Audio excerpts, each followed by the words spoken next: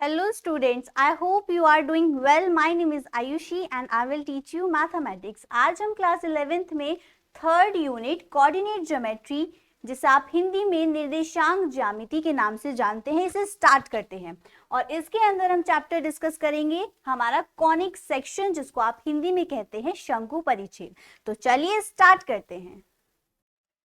तो स्टूडेंट्स, हमने ऑलमोस्ट इस चैप्टर को अपनी वीडियोस के अंदर पूरा कवर किया था। आज हम इस चैप्टर का लास्ट टॉपिक पढ़ेंगे हाइपरबोला, जिसको आप कहते हैं अति परवलय। तो सबसे पहले डालते हैं हेडिंग हाइपरबोला।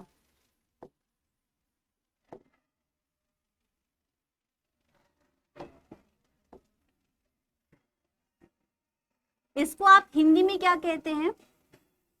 अति परवलय।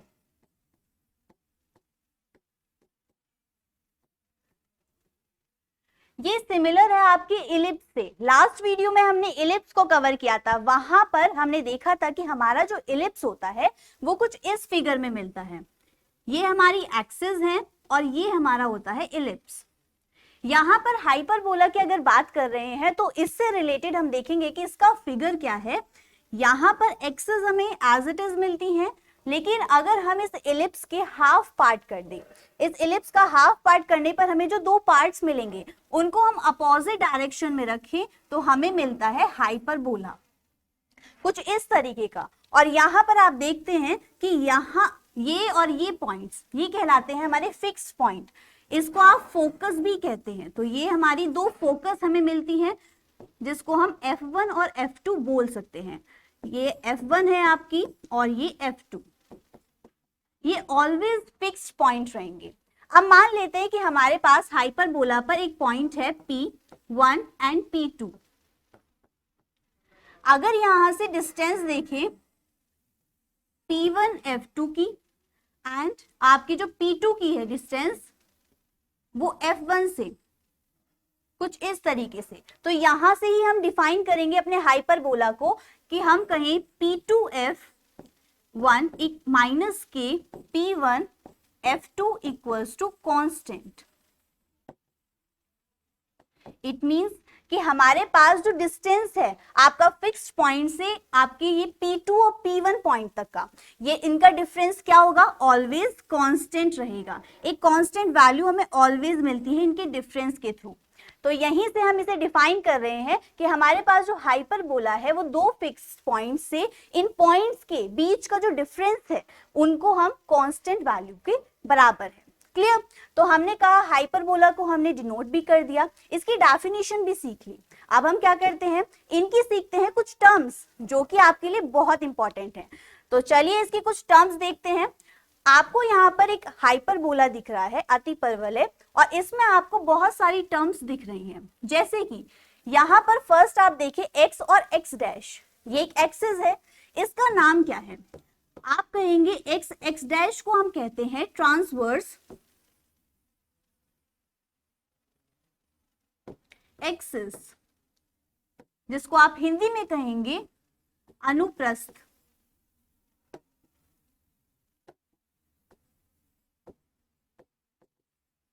अनुप्रस्थ अक्ष।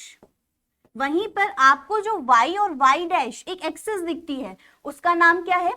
उसका नाम है आपकी कॉन्जुगेट एक्सिस। इसको आप हिंदी में कहते हैं संयुग्मी अक्ष। तो हमने यहाँ पर बेसिकली दो एक्सिस पढ़ी। First is x dash and second is y dash. x dash का नाम क्या है? Transverse axis and second is conjugate axis, जिसको आप अनुप्रस्थ और संयुग्मी अक्ष भी बोल सकते हैं। दूसरा आप देखते हैं यहाँ पर एक पॉइंट है O and that's called centre. तो आपके पास जो O पॉइंट है इसको आप कहते हैं सेंटर, और हिंदी में क्या है? केंद्र। वहीं पर हमारे पास ये जो A और A डैश पॉइंट्स हैं ये क्या कहलाते हैं? आप देख रहे हैं यहाँ पर लिखा है शीर्ष। शीर्ष क्या होते हैं? शीर्ष वो बिंदु होते हैं जो कि हमारे एक्सिस और हाइपरबोला के इंटरसेक्ट पॉइंट होते हैं, उनको हम कहते हैं शीर्ष, जिसे आप इंग्लिश में कहेंगे वर्टेक्स। तो आपके पास A और A डैश ये दोनों ही पॉइंट्स आपके वर्टेक्स हैं जिन्हें आप हिंदी में शीश कहेंगे। अब यहाँ पर देखिए कि हमारे पास ये S1 और S2 है, ये क्या शो कर रहे हैं? ये शो कर रहे हैं हमारी नाभि को, जिसको हम फोकस कहते हैं। यहाँ पर S1 एक फोकस है, S2 एक फोकस है, तो इट मींस हमारे पास S1 और S2 ये दोनों ही हमारे फोकस हैं, जिसे आप फोकी भी कह सकते हैं, और दोनों ही नाभि हैं। क्लियर? तो ये थी आपकी टर्म्स। आपने फर्स्ट टर्म पढ़ी transitive axis and second is conjugate axis. आपने सेंटर पढ़ा हाइपरबोला का, और ए डैश दोनों ही पॉइंट्स वर्टेक्स को डिनोट करते हैं, और आपके पास S1 S2 दोनों ही फोकी या फिर फोकस है, जिसे आप हिंदी में कहते हैं नाभि। अब आप यहाँ पर ऑब्जर्व कीजिए कि हमारे पास जो भी पॉइंट्स हैं उनके कुछ ना कुछ कोऑर्डिनेट्स होंगे, बिकॉज जितनी भी हम बात करते हैं प्लेन्स के अंदर वो किस में करते हैं? कोऑर्डिनेट्स की टर्म में। इट मींस यहाँ पर भी हमें कोऑर्डिनेट्स मिलेंगी। जैसे कि हम फोकस पे अपना फोकस डिनोट करते हैं, फोकस पे हम देखते हैं S के कोऑर्डिनेट क्या दिए गए हैं? -C0। इट मींस कि हमारे पास जो S1 है वो कहाँ पर है? वो है एक्स एक्सिस की नेगेटिव साइड में। इट मींस यहाँ पर हमें कोऑर्डिनेट्स मिलते हैं नेगेटिव, इसलिए हमारे पास जो इसके कोऑर्डिनेट है वो है -C0। एज इट इज आपके जो S2 है पॉइंट, इसमें हमारे पास प्लस का C0 है। इसका मतलब क्या हुआ? जो एक्स एक्सिस था उसके अंदर प्लस के हमारे वैल्यूज टर्म्स हैं, और इसी वजह से हमारे पास जो C जिससे हम डिनोट कर रहे हैं वो हमें पॉजिटिव मिल रहा है। नेक्स्ट देखिए, आपके पास ये जो वर्टेक्स हैं, वर्टेक्स के कोऑर्डिनेट्स क्या हैं? आपके A के कोऑर्डिनेट हैं +-0, बिकॉज आपकी एक तरफ है +A0 और दूसरी तरफ है -A0। क्लियर? और हमने यहाँ पर कहा कि हमारे पास S और S2 दोनों ही फोकस हैं, तो हम इस तरीके से भी इसे डिनोट कर सकते हैं कि +-C0 हमारे पास किसके हैं? नाभि के निर्देशांक हैं, और A के निर्देशांक है +-A0। क्लियर? अब हमने कहा कि हमारे पास जो ये टर्म्स हैं इनकी कुछ ना कुछ डिस्टेंस और लेंथ होंगी, तो वो समझते हैं। यहां पर हम कहेंगे जो भी हमारी ट्रांसवर्स है एक्सिस है उसकी लेंथ क्या होगी? उसकी लेंथ हम फाइंड करते हैं ट्रांसवर्स एक्सिस की 2a, और इसी तरीके से जो हमारी कॉन्जुगेट एक्सिस है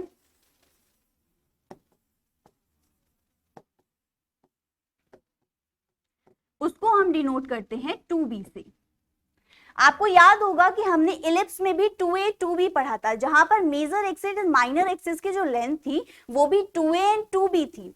तो सिमिलरिटी यहां पर आपको दिखती है कि ट्रांसवर्स एक्सिस और कॉन्जुगेट एक्सिस में भी हमारी जो लेंथ है वो 2a एंड 2b है। अब हम बात करेंगे distance between the focus. It means आपके पास जितने भी फोकस हैं, आपके पास 2 फोकस हैं, तो उनके बीच के जो डिफरेंस है वो क्या है? आपका ये 2c के बराबर है, और वहां पर क्या था? वो भी 2c के बराबर था। इट मींस वहां पर और यहाँ पर दोनों वैल्यूज आपकी सेम रहेंगी। ये 3 टर्म्स जो आपने इलिप्स में पढ़ी थी वही हमने यहाँ पर हाइपरबोला में डिस्कस की।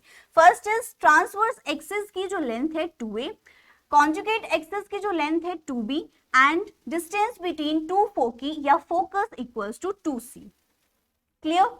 अब हम कहते हैं कि हमारे पास A है, B है एंड C है। इन तीनों के बीच में क्या हम एक रिलेशन को डिफाइन कर सकते हैं? ऑफ कोर्स, हम कह सकते हैं कि A² + B² equals to C², और ये आपका रिलेशन डिफाइन होता है ABC के लिए।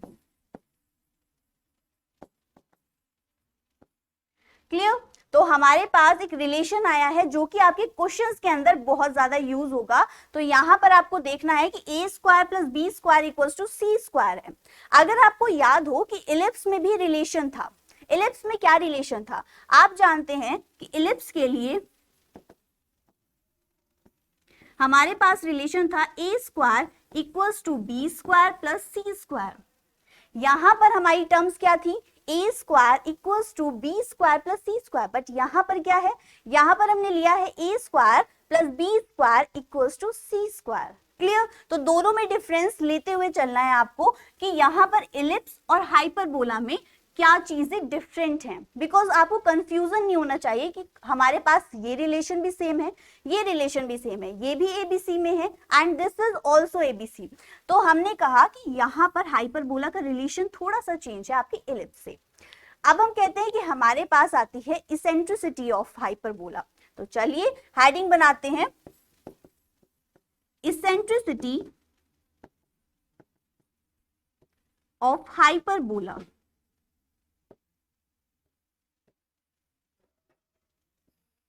हिंदी में आप कहेंगे अति परवलय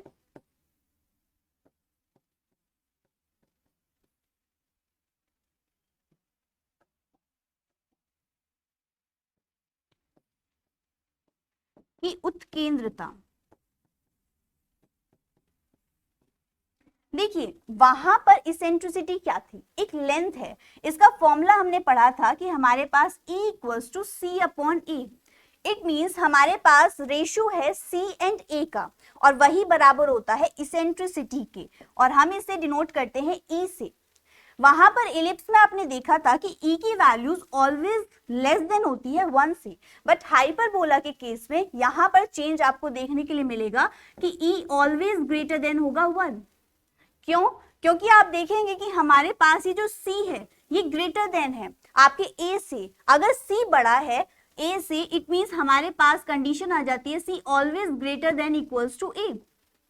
और अगर ये केस है तो हमारे पास E की वैल्यूज क्या होंगी, ऑलवेज ग्रेटर देन होंगी। आप यहाँ पर देखें कि हमारे पास ये जो हाइपरबोला था आपकी C क्या होता है, C होता है फोकस। हमारा जो सेंटर है, सेंटर से फोकस तक की दूरी हमारी C कहलाती है यहाँ पर, और यहाँ वाले सेंटर से आपके दूसरे फोकस तक की दूरी क्या कहलाती है, ये भी C कहलाती है। इट मींस C हमारा सेंटर से फोकस तक की दूरी है, और जहां पर A क्या है, A है हमारा ओरिजिन से या सेंटर से हमारी वर्टेक्स तक की दूरी, तो ये कहलाती है A। यहाँ पर C बड़ा है A से और इसी वजह से हमारा E भी ग्रेटर देन होगा 1 से।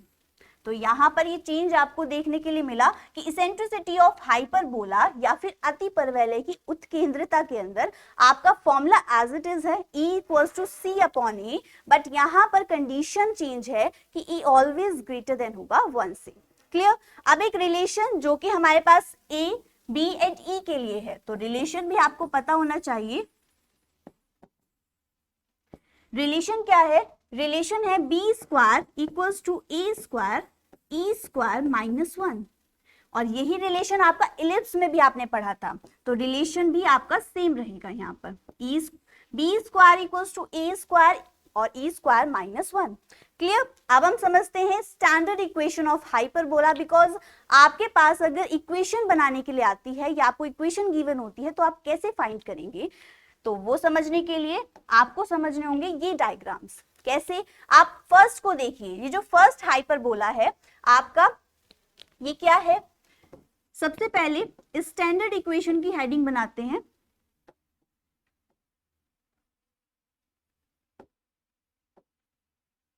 इसको आप हिंदी में कहते हैं मानक समीकरण।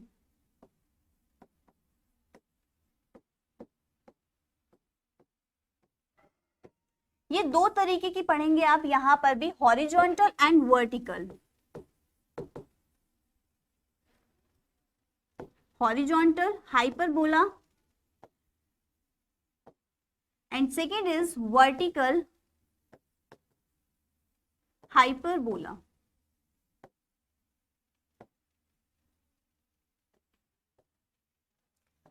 अगर हम बात करें हॉरिजॉन्टल वर्टिकल हाइपरबोला की, तो आपको दिखता है ये वाला जो आपका हाइपरबोला है ये कहलाता है हॉरिजॉन्टल हाइपरबोला, क्योंकि यहाँ पर जो x डैश है इसके अलोंग हमारा हाइपरबोला क्रिएट होता है। यहाँ पर अगर S1 S2 की बात करें तो सिमिलरली यहाँ पर ये नाभि है या फोकस है जो दो फिक्स्ड पॉइंट हैं, और इनके कोऑर्डिनेट्स आपको गिवन है -C0 एंड C0, और वहीं पर आपको O क्या दिया गया है, O is the centre, because जिसको आप केंद्र कहते हैं। अगर इसके बारे में बात करें कि स्टैंडर्ड इक्वेशन क्या होगी, तो आप कहेंगे X square upon A square minus के Y square upon B square equals to 1। अगर हमें स्टैंडर्ड इक्वेशन लिखनी है तो हम लिखेंगे ये वाली। सेकेंड केस वर्टिकल हाइपरबोला, जो कि हमारे y डैश के अलोंग बनता है, और इसमें आप देख रहे हैं S2 और S1 सिमिलरली फोकस पॉइंट्स हैं, जिसे आप फिक्स पॉइंट बोल सकते हैं, और कोऑर्डिनेट्स क्या है 0C एंड 0-C। अब ये तो आप जानते हैं कि हमारे पास x क्या है यहाँ पर 0 और y क्या है c डिस्टेंस, क्लियर, क्योंकि हमने c चला है y एक्सिस पे डिस्टेंस, तो इसलिए हमारे कोऑर्डिनेट है 0C एंड 0-C। अब बात करें O पॉइंट की, O क्या डिनोट करता है सेंटर को, और A डैश आपको डिनोट कर रहे हैं आपके वर्टेक्स। तो आप देख रहे हैं वर्टेक्स के अंदर भी हमारी x डिस्टेंस है 0, तो आपके कोऑर्डिनेट्स है 0A एंड 0-C, क्लियर। अब हम देखते हैं इस वर्टिकल हाइपरबोला के लिए हमारे पास इक्वेशन क्या है। इक्वेशन है y² अपॉन a² माइनस के x² upon b² equals to 1। आपने यहाँ पर देखी ये इक्वेशन, जिसके अंदर हमारे पास जो x और y के कोऑर्डिनेट्स हैं आपस में इंटरचेंज हो गए। तो यहाँ पर हमने स्टैंडर्ड इक्वेशन समझी कि हमारे पास हॉरिजॉन्टल हाइपरबोला और वर्टिकल हाइपरबोला के लिए क्या होती हैं। अब हम समझते हैं अपनी नेक्स्ट टर्म लेटेस्ट रेक्टम।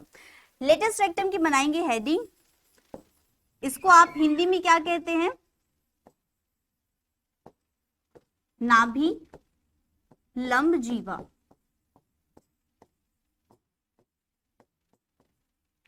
इसके अंदर हमने इलिप्स में भी पढ़ा था कि हमारे पास जो लेटेस्ट रेक्टम होता है वो क्या होता है। अगर हम इसी डायग्राम के अंदर बात करें तो आप देखेंगे कि हमारे पास एक पॉइंट है L1 और L2, जो कि हमारे कहां पर लाई कर रहे हैं हाइपरबोला पे, और अगर इन पॉइंट्स को मैं ज्वाइन करूं कुछ इस तरीके से, और यहां पर पॉइंट्स मान लेते हैं P एंड Q, और ये वाले भी एक दूसरे से ज्वाइन है, तो हमारे पास एक लाइन आती है। क्या है वो लाइन, एक L1 L2 and second is P and Q, और ये दोनों लाइन ही कहलाएंगी हमारी लेटेस्ट रेक्टम, जिसे आप कहते हैं नाभिलंब जीवा। तो हम लिखेंगे कि L1 L2 और हमारे पास PQ, ये दोनों ही क्या है लेटेस्ट रेक्टम है। इट मींस हमारे पास एक ऐसी लाइन जो कि ऑलवेज फोकस से पास हो, सेकेंड इज हमारी एक्सिस के परपेंडिकुलर हो, और थर्ड जिसके एंड पॉइंट्स ये वाले आपके एंड पॉइंट्स ऑलवेज लाई करें हमारे हाइपरबोला पे, तो उस लाइन को हम कहते हैं लेटेस्ट रेक्टम, क्लियर। तो हमारे पास लेटेस्ट रेक्टम क्या है L1 L2 एंड PQ, ये दो लाइंस हमारी लेटेस्ट रेक्टम होंगी। आप सिमिलरली यहाँ पर भी देख सकते हैं दो लेटेस्ट रेक्टम यहाँ पर भी बन सकती हैं।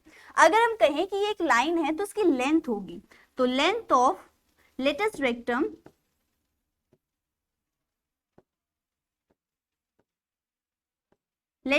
इज 2b² अपॉन a, और आप जानते हैं कि इलिप्स की भी लेंथ क्या थी 2b² अपॉन a, और यहाँ पर भी हाइपरबोला में आप देखते हैं कि length of latus rectum is 2b² upon a। It means दोनों में सिमिलैरिटी लेंथ में यहाँ भी है, क्लियर। तो लेटेस्ट रेक्टम को क्लियर किया। अब हमने इतनी सारी चीजें सीखी हैं, तो अब ट्राई करते हैं अपनी एप्लीकेशंस पे कि कैसे हम क्वेश्चंस को सॉल्व करेंगे। तो चलिए फर्स्ट क्वेश्चन देखते हैं। हमारे पास एक हाइपरबोला की इक्वेशन है। क्या है वो इक्वेशन, x² अपॉन 16 माइनस के y² अपॉन 9 इक्वल्स टू 1, और आपसे पूछे गए हैं शीर्ष नाभि के निर्देशांक, उत्केंद्रता और अभिलंब जीवा की लंबाई। तो 1 बाय 1 हम इसे फाइंड करें, चलो करते हैं। तो सबसे पहले हम बात करते हैं शीर्ष की।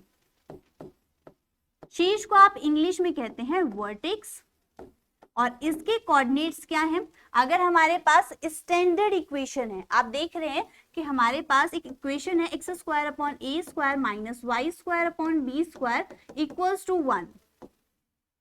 ये कौन सी इक्वेशन है, ये इक्वेशन है हमारी हॉरिजॉन्टल हाइपरबोला की।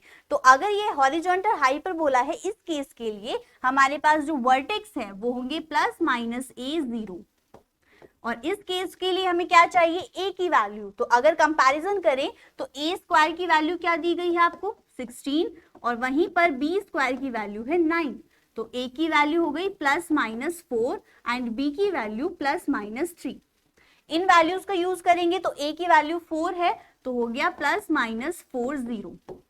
सेकेंड आपसे क्या पूछा गया है, नाभियों के निर्देशांक। नाभि के निर्देशांक याद कीजिए क्या होते हैं, नाभियों के निर्देशांक, और इसको आप इंग्लिश में कहते हैं फोकस कोऑर्डिनेट्स या कोऑर्डिनेट्स ऑफ फोकस। क्या होते थे, +-C0। क्लियर। तो C की वैल्यू अब हमें चाहिए। C की वैल्यू कैसे फाइंड करेंगे, याद कीजिए एक फॉर्मूला था, अभी हमने पढ़ा था A² + B² = C²। इसकी हेल्प से हम क्या फाइंड कर सकते हैं, C। तो A और B दोनों की हेल्प लेंगे। A की वैल्यू क्या है, A² = 16 + 9 = C² एंड 25 = C²। और हमें चाहिए क्या, C, सिंगल C चाहिए। तो हम कहेंगे C की वैल्यू हो गई +-5। क्लियर। तो +-5 क्या है, C की वैल्यू है। तो यहां पर पुट करेंगे, हमारी C की वैल्यू इज 5 +-0। क्लियर। तो +-5 0 क्या हो गए, फोकस की कोऑर्डिनेट्स। नेक्स्ट आपसे पूछा गया है उत्केंद्रता। तो इसेंट्रिसिटी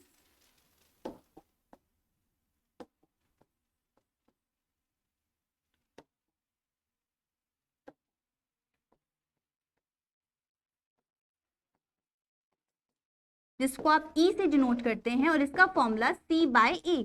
इट मीन हमें C चाहिए और A चाहिए। अगर ये दो वैल्यूज हैं तो आपकी निकल जाएगी उत्केंद्रता। C की वैल्यू अभी हमने फाइंड की है 5 एंड 4 हमारी A की वैल्यू है। तो 5/4 क्या हो गया, इसेंट्रिसिटी। नेक्स्ट टर्म क्या पूछी गई है, अभिलंब जीवा की लंबाई। तो सबसे पहले हम लिखते हैं अभिलंब जीवा की लंबाई। इसको आप इंग्लिश में क्या कहते हैं, यही आपका लेटेस्ट रेक्टम है। अभी हमने फॉर्मूला पढ़ा था 2b² तो हमारे पास क्या वैल्यूज होनी चाहिए, b² एंड a। b² की वैल्यू है हमारे पास 9, तो 2 × 9/4 9/2, और यही आपके आंसर है। तो यहाँ पर आपने देखा 1 बाय 1 कैसे हमने सारी टर्म्स फाइंड किए हैं। अगर आपके पास A, B एंड C ये 3 टर्म्स हैं तो आप इस हाइपरबोला की हर टर्म्स को फाइंड कर सकते हैं। चलिए नेक्स्ट क्वेश्चन देखते हैं। हमारे पास अतिपरवलय का समीकरण ज्ञात करना है। इट मींस आपसे इक्वेशन ऑफ हाइपरबोला पूछी गई है, और जबकि आपको कहा गया है कि संयुग्मी अक्ष की लंबाई 5 और नाभियों के बीच की दूरी क्या है 13, तो इनकी यूज करते हैं। देखिए संयुग्मी अक्ष क्या थी, आपको याद होगा कॉन्जुगेट एक्सिस को हम क्या कहते हैं, संयुग्मी अक्ष। अब संयुग्मी अक्ष की लंबाई क्या थी, याद कीजिए हमारे पास इसकी लंबाई थी 2b, लेकिन यहां पर आपको क्या दिया गया, संयुग्मी अक्ष की लंबाई 5 है। इट मींस हमें रिलेशन दिया गया है कि 5 = 2b। ये हमें फर्स्ट कंडीशन दी गई है। सेकंड है नाभियों के बीच की दूरी 13 है। नाभियों के बीच की दूरी क्या होती है 2c, तो आपको 2c की वैल्यू क्या दी गई है आपकी 13। ये आपकी सेकंड कंडीशन दी। अब हमें पूछा तो गया है अतिपरवलय का समीकरण, जबकि दिया क्या गया है यहाँ पे B और C की वैल्यूज। इट मींस यहाँ पर अगर B कहें 5/2 होगा और C कहें तो 13/2 होगा। अगर हमें हाइपरबोला की इक्वेशन चाहिए तो क्या चाहिए था, A एंड B, और उसको हम फाइंड करेंगे अपनी रिलेशन से। तो सबसे पहले B की वैल्यू क्या हो गई 5/2 और C की वैल्यू हो गई 13/2। क्लियर। अब हम कहते हैं हमारा रिलेशन था A² + B² = C², और A² B² की वैल्यू हमें फाइंड करनी है A², तो इट मींस हम कहेंगे A² = C² - B²। Clear, because find क्या करना है A की वैल्यू, तो हम C और B की वैल्यूज को पुट करेंगे। C² की वैल्यू क्या होगी 13/2 का होल स्क्वायर, तो 13/2 का whole square, and as it is B² की वैल्यू क्या है 5/2 का होल स्क्वायर, तो यहाँ पर लिखेंगे 5/2 का होल स्क्वायर, एंड 13 का स्क्वायर क्या होता है, आप कहते हैं 169/2 का स्क्वायर 4 माइनस के 25/4, आपका एलसीएम लेंगे क्या आएगा, 4 नीचे आएगा, इट मीन्स 169 माइनस के 25 बाय 4, 144 बाय 4। यहां से ए स्क्वायर की वैल्यू आती है 36। क्लियर, तो ए स्क्वायर की वैल्यू है 36, तो ए की वैल्यू क्या होगी 6, प्लस माइनस, प्लस भी 6 हो सकती है और माइनस भी 6 हो सकती है। अब हमें चाहिए क्या, इक्वेशन, तो X square upon A square minus के Y square upon B square equals to 1। इस केस में ए स्क्वायर की वैल्यू रखिए, हमारी है 36 माइनस के Y square upon B square की वैल्यू रखेंगे 25 बाय 4 इक्वल्स टू 1। इसको सॉल्व करेंगे, एक्स स्क्वायर बाय 36 अरेंज करेंगे माइनस के 4y square upon 25 equals to 1, और यही क्या होगी, इक्वेशन ऑफ हाइपरबोला।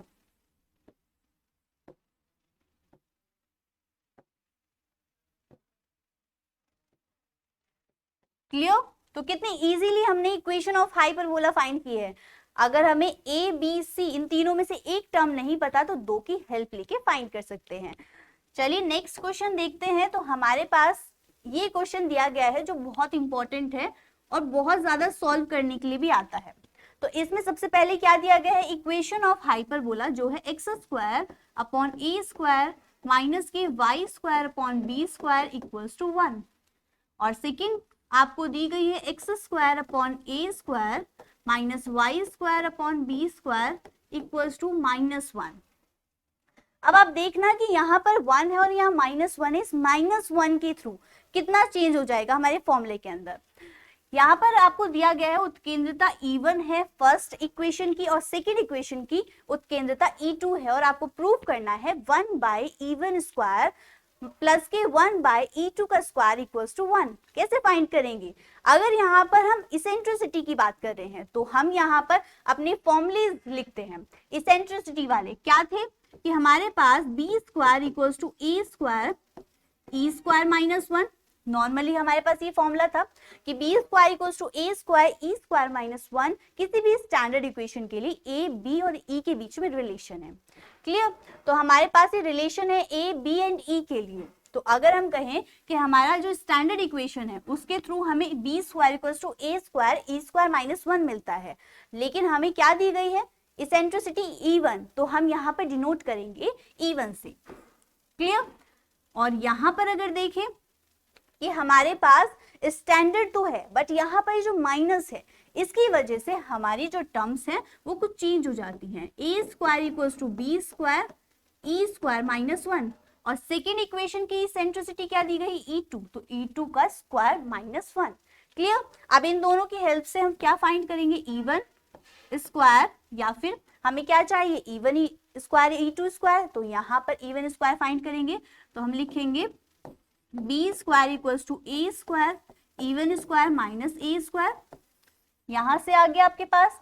अब क्या करेंगे, B square plus A square equals to A square E1 square, तो B square plus A square upon A square equals to E1 square. Clear, similarly यहाँ पर अगर आप करेंगे तो E2 स्क्वायर इक्वल्स टू क्या होगा, आप कहेंगे A square plus B square upon B square, चाहे तो आप निकाल लीजिए। आप क्या कहेंगे, सिमिलरली कहेंगे A square equals to B square E2 square minus B square, तो ये वाली टर्म इधर आके पॉजिटिव यहाँ पर आ गई अपॉन बी स्क्वायर, तो ये वाली टर्म यहाँ पर है। ठीक है, तो ये हमने लिख दिया डायरेक्ट।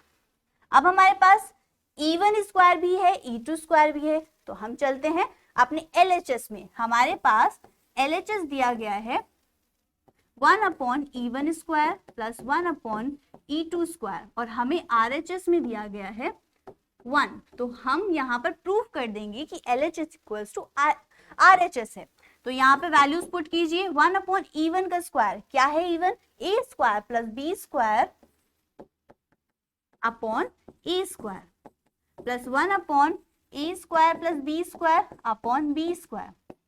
यहां से अगर इसे अरेंज करें तो A square upon A square plus B square upon A square plus B square, and यहां से values A square plus B square upon A square plus B square, and this is 1। तो ये हमारा क्या हो गया, RHS बराबर LHS। ठीक है, तो ये क्वेश्चन कैसे हुआ, हमारी इसेंट्रिसिटी के फॉर्मूले से। चलिए नेक्स्ट क्वेश्चन देखते हैं कि आपको अति परवलय की उत्केंद्रता ज्ञात करनी है। इट मींस आपको फाइंड करना है ई, जिसके लिए आपको क्या दिया गया है, नाभि लंब उसके अनुप्रस्थ अक्ष का आधा, एक रिलेशन दिया गया है नाभि लंब और अनुप्रस्थ अक्ष के बीच में। देखिए नाभि लंब क्या कहा गया है, उसके अनुप्रस्थ अक्ष का आधा है। इट मींस हमारे पास जो नाभि लंब की वैल्यू है वो हाफ इंटू अनुप्रस्थ अक्ष है। अब यहां पर याद कीजिए नाभि लंब क्या था, लेटस रेक्टम, तो हमें दिया गया है latus rectum equals to half into अनुप्रस्थ अक्ष को क्या कहते थे, ट्रांसवर्स एक्सिस, तो यहां पर लिखेंगे ट्रांसवर्स एक्सिस।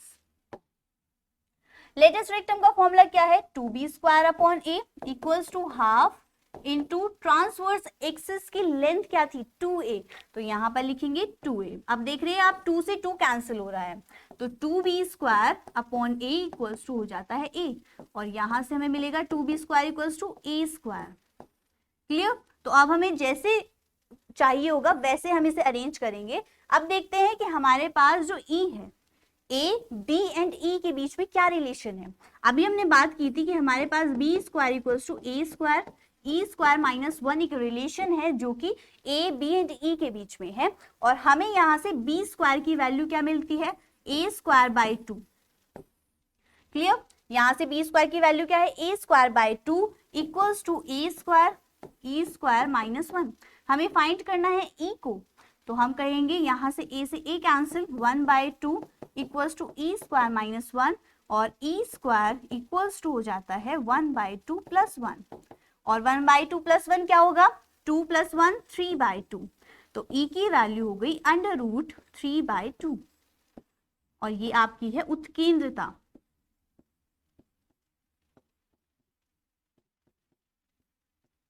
जिसे आप इसेंट्रिसिटी कहते हैं।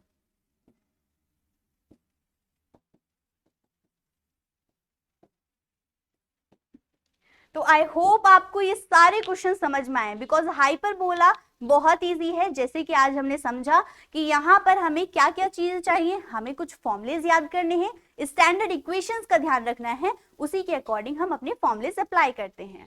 तो चलिए अब मिलते हैं नेक्स्ट क्लास में, तब तक के लिए थैंक यू, हैप्पी लर्निंग।